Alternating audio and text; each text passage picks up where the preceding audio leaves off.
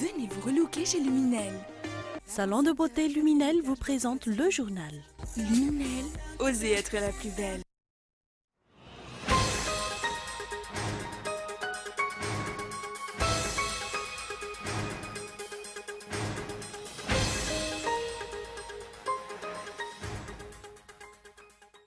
Ce jour marque la commémoration du 70e anniversaire de l'insurrection populaire du 29 mars 1947.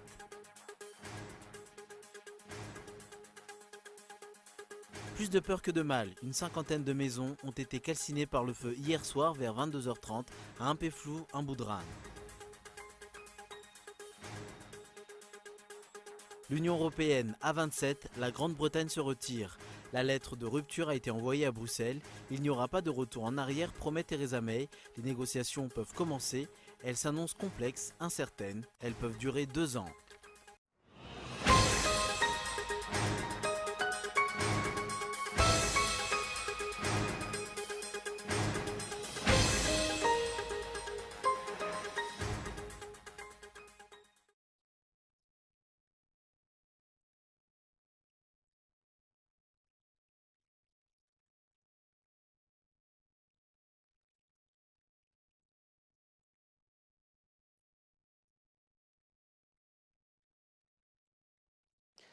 Bienvenue dans cette nouvelle édition de l'information sur Cool TV. Dans l'actualité ce soir à Madagascar, ce jour marque la commémoration du 70e anniversaire de l'insurrection populaire du 29 mars 1947. Mais des questions se posent quant au passage du flambeau patriotique au sein de la génération actuelle. Les dirigeants se montrent-ils en tant que modèle à suivre? Les détails dans cet éditorial de Boisarazanatsu. Cette année, l'insurrection populaire du 29 mars 1947 a 70 ans. Une commémoration digne de l'importance de ce mouvement a donc été organisée par le comité d'organisation avec un thème ambitieux, 70e anniversaire de la lutte d'indépendance pour que le flambeau passe, le passé ne s'oublie pas. L'objectif de cette commémoration est donc de faire passer le flambeau du patriotisme vers la génération actuelle. Est-ce que les dirigeants s'y sont bien préparés? Le but serait-il atteint même pour cette année? Chacun pourrait voir le verre à moitié vide ou le verre à moitié plein. C'est selon le constat général. La commémoration de cette 70e anniversaire est tiède. Passer la flamme du patriotisme d'une génération à l'autre nécessite une préparation minutieuse et continue depuis des années. Pour ce faire, l'éducation joue un rôle important. Mais comment atteindre l'objectif fixé avec des enseignants possédant un faible niveau d'éducation, avec un fort taux d'absentéisme comme l'a souligné le rapport de la Banque mondiale dans son rapport sur l'indice de perception des services à Madagascar? Par ailleurs, les dirigeants ne se montrent pas en tant que bons élèves, en tant que modèle en matière de patriotisme.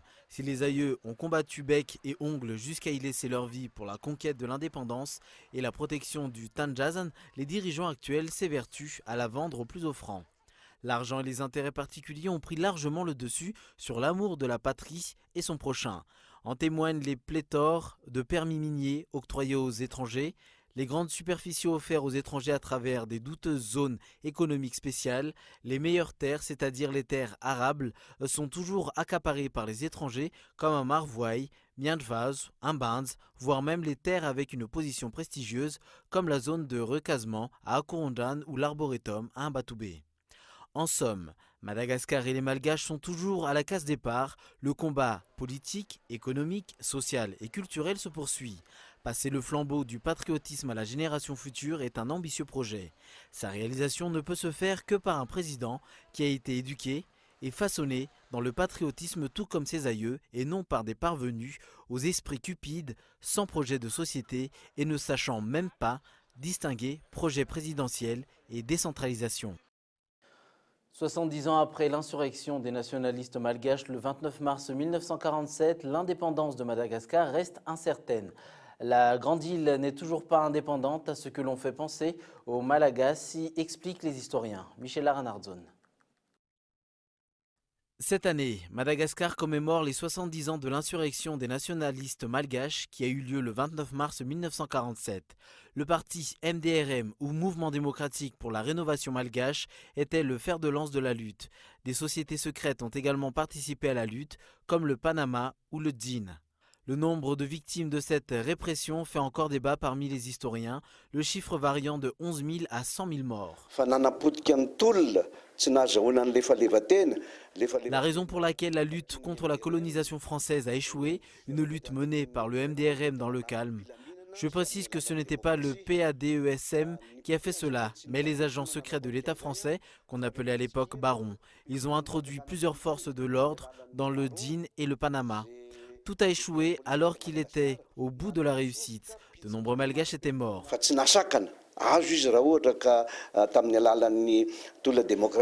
L'indépendance de Madagascar en 1960 est considérée comme les résultats de la lutte contre la colonisation française en 1947. Pourtant, selon les historiens, la colonisation française est loin d'être terminée. Aujourd'hui, ce sont toujours les Français qui dictent ce que les dirigeants malgaches devront faire. Comparé aux autres pays colonisés par la France, Madagascar est loin d'être indépendant, que ce soit sur le plan politique, économique ou social.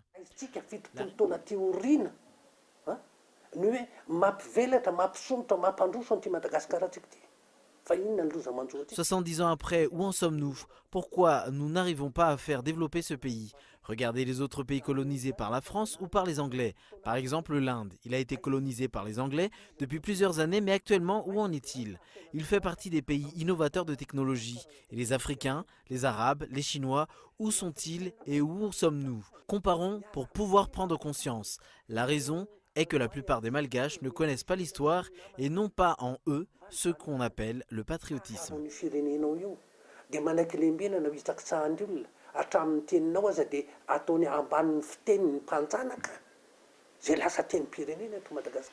La répression de l'insurrection qui a eu lieu le 29 mars 1947 a été commémorée ce jour. Ce jour a été déclaré férié. 70 années se sont écoulées depuis les affrontements pour la liberté de la nation malagache et nous sommes toujours sous le joug des colonialistes. Tel est le constat général des différentes associations et partis politiques qui se sont rendus à Ambouzatouf et au mausolée pour y déposer des gerbes. Reportage de Fezo Rafali.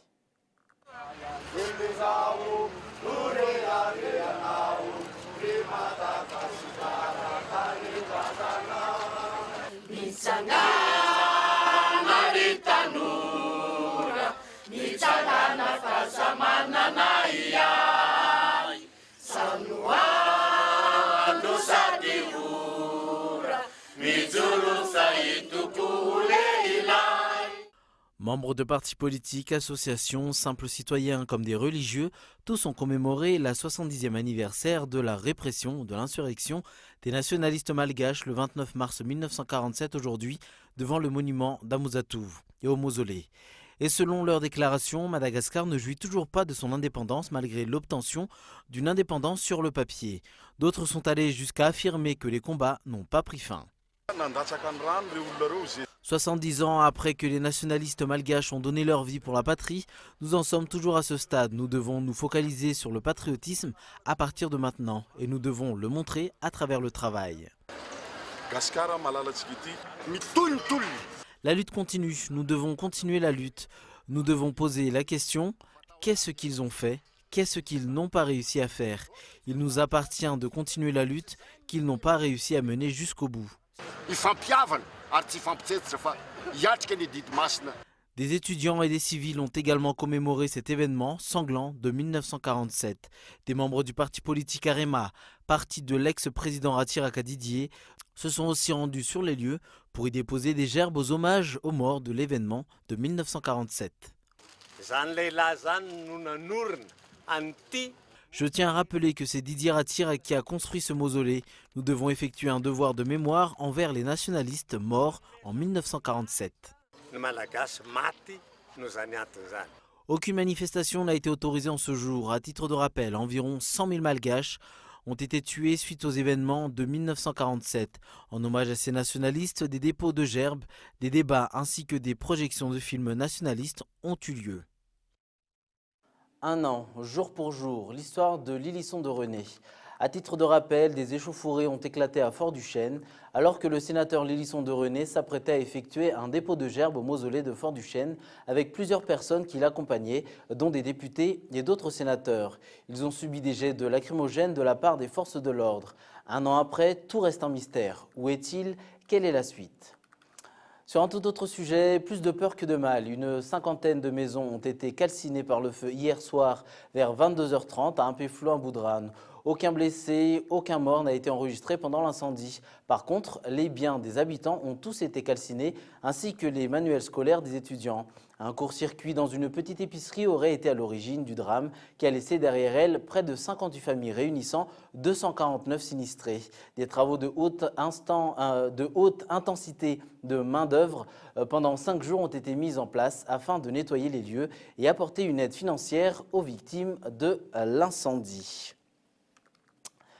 Une femme de nationalité indienne mais possédant un passeport malgache tentant d'exporter illicitement 2 kilos d'or a été interceptée par les forces de l'ordre hier à l'aéroport d'Ivat.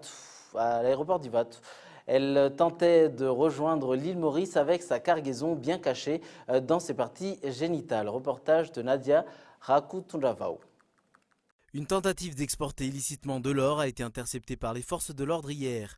Une femme indienne mais possédant un passeport malgache a été interceptée avec 2 kilos d'or. La cargaison a été bien cachée dans ses parties génitales, selon les explications des gendarmes. Elle tentait de rejoindre l'île Maurice avec cette importante cargaison. L'enquête est en cours actuellement dans le but de savoir les vrais auteurs de cette exportation illicite d'or. À titre de rappel, une autre tentative d'exportation illicite d'or a été interpellée par les forces de l'ordre ce mois-ci à l'aéroport international d'Ivat. D'aucuns attendent ainsi le renforcement de la protection des frontières afin d'endiguer l'hémorragie des ressources minières malgaches.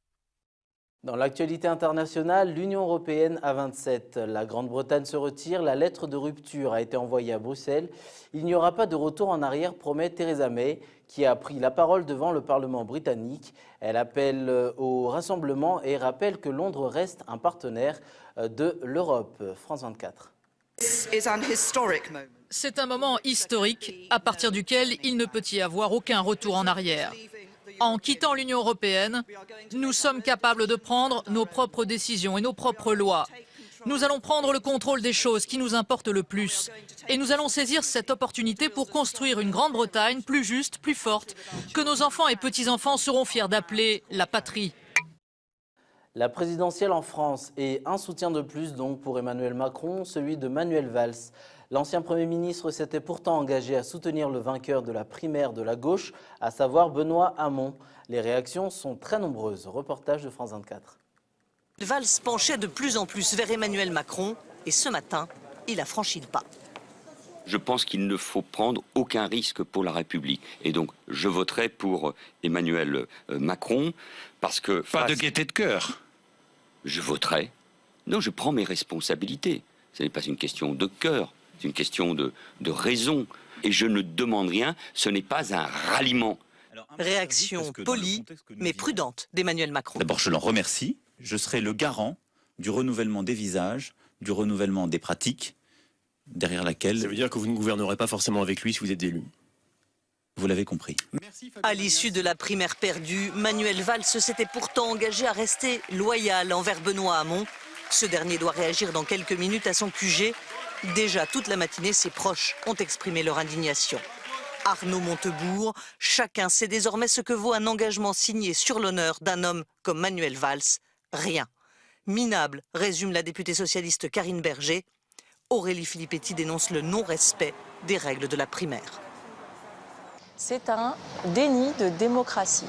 On perd une élection et donc on est mauvais perdant, on va soutenir un autre candidat que celui qui l'a gagné. Ce matin, François Fillon n'a pas manqué de tacler Emmanuel Macron. Toute l'équipe de François Hollande autour d'Emmanuel Macron, voilà ce que j'ai toujours dit, c'est Emmanuel Macron, c'est François Hollande. À Évry, terre d'élection de Manuel Valls, c'est l'incompréhension parmi les habitants. Je trouve qu'il a trahi son plan, oui. Et donc je ne pense pas que les gens vont vouloir l'écouter. Ça continue à être de la politique politicienne. Un coup il est d'un côté, un coup il est de l'autre, il ne sait pas ce qu'il veut en fait.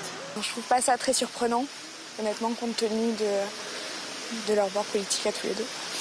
En choisissant Emmanuel Macron, Manuel Valls se dit vouloir faire barrage au Front National, mais il divise un peu plus le Parti socialiste. Avant de refermer ce journal, voici un rappel des titres. Ce jour marque la commémoration du 70e anniversaire de l'insurrection populaire du 29 mars 1947. Plus de peur que de mal, une cinquantaine de maisons ont été calcinées par le feu hier soir vers 22h30 à Impeflouf, en Boudrane.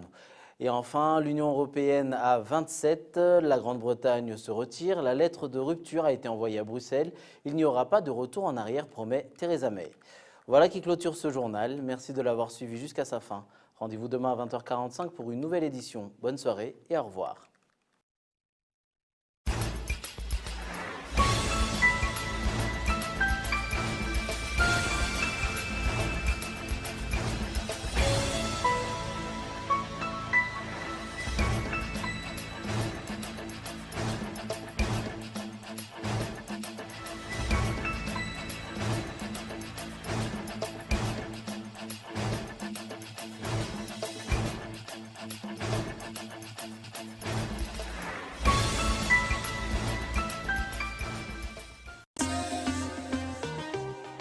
Venez vous relooker chez Luminel. Le journal vous a été présenté par Salon de beauté Luminel. Luminel, osez être la plus belle.